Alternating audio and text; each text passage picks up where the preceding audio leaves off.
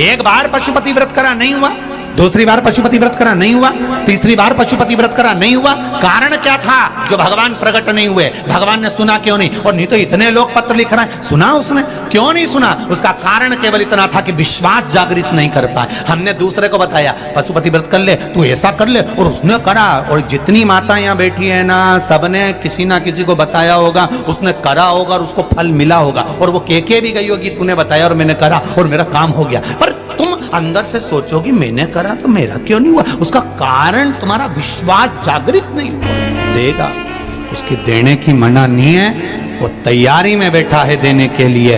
वो तो कह रहा है कि बस तू अपना मन चित्त वृत्ति जरा जोड़ तो सरी, दिल लगा तो। दिल नहीं लगा अभी तक, बस लगा। आते हैं कई लोग यहाँ, कई लोग कथा में आते हैं तो कई लोग ज्ञान लेने आते हैं। बोलो सही है कि गलत है? अरे जम के तो बोलो।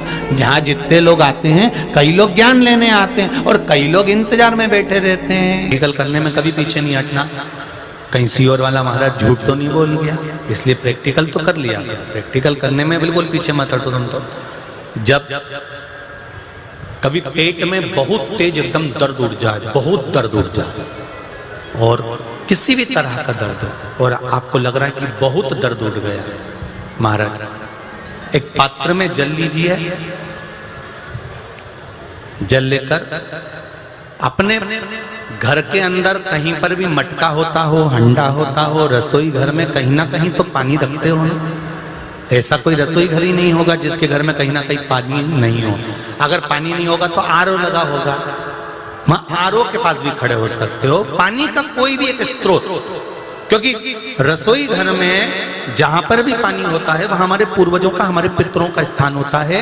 और हम कहते हैं कि हमारे पूर्वज पितर भगवान शिव के कृपा पात्र हैं, तो वहां खड़े होकर उस जल को आधा गिलास, एक कटोरी कुंदकेश्वर महादेव का नाम लेकर, 7 बार भी अगर कुंदकेश्वर महादेव का नाम लेकर उस जल को शिवजी का स्मरण कर उस व्यक्ति को पिला दिया जाए जिसके पेट में दर्द हो रहा हो। लगभग 10 से 15 मिनट लगेंगे और धीरे धीरे धीरे धीरे दर्द समाप्त होना प्रारंभ हो जाएगा। कुंदकेश्वर महादेव का स्मरण।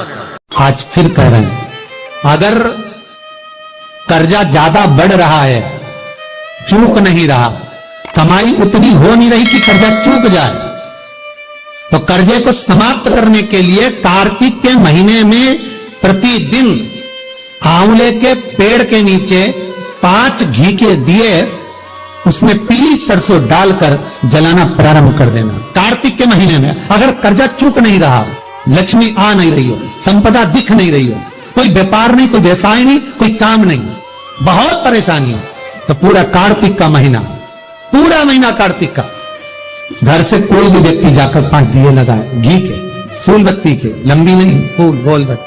एक एक पल, एक एक घड़ी, एक एक समय, एक एक नक्षत्र का शिव महापुराण में वर्णन है।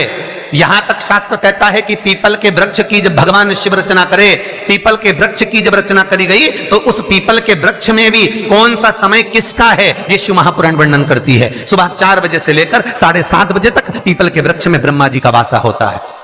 7:30 बजे से लेकर 10:30 पौने 11 बजे तक पीपल के वृक्ष में भगवान विष्णु का वासा होता है। 10:30 बजे से लेकर पीपल के वृक्ष में 11:30 बजे तक पितरों का वासा होता है। 11:30 बजे से लेकर 12:30 बजे तक पीपल के वृक्ष में आहूतों का वासा होता है। 12:30 बजे से लेकर शाम को 4 बजे तक पीपल के वृक्ष में वासुकों का वासा होता है। 4 बजे से लेकर शाम को 7:30 बजे तक पीपल के वृक्ष में शंकर का वासा होता है। 7:30 बजे से लेकर 9:30 बजे तक पीपल के वृक्ष में कुबेर का वासा होता है।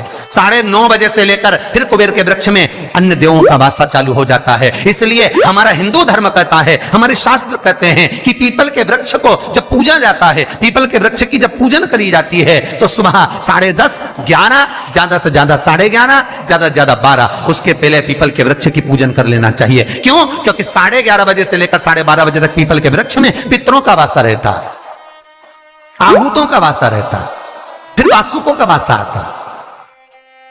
पितर किसको कहते हैं? महाराज जो पूरी उम्र लेकर चले गए और उनके भीतर अभिलाषाएं बहुत थी, मैं ये भी करना चाहता हूं, मैं ये भी करना चाहता हूं, वो पितर हो जाते हैं।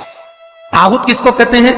जिस माता के गर्भ में बच्चा जन्म ले और मर जाए, या 6 महीने का गर्भ धारण करने के बाद अवर्षण हो जाए, जीव पड़ने के बाद 6 महीने के बाद अगर बच्चा गर्भ में भी शांत हो जाता है, कुंवारी अवस्था में शांत हो जाता है, जिसका विवाह नहीं हुआ ऐसा बच्चा जब शांत हो जाता है, अधोगति में कोई मर जाता है, सुसाइड कर एक्सीडेंट में किसी भी रूप में मर जाता है, तो वो आहूत कहलाता है।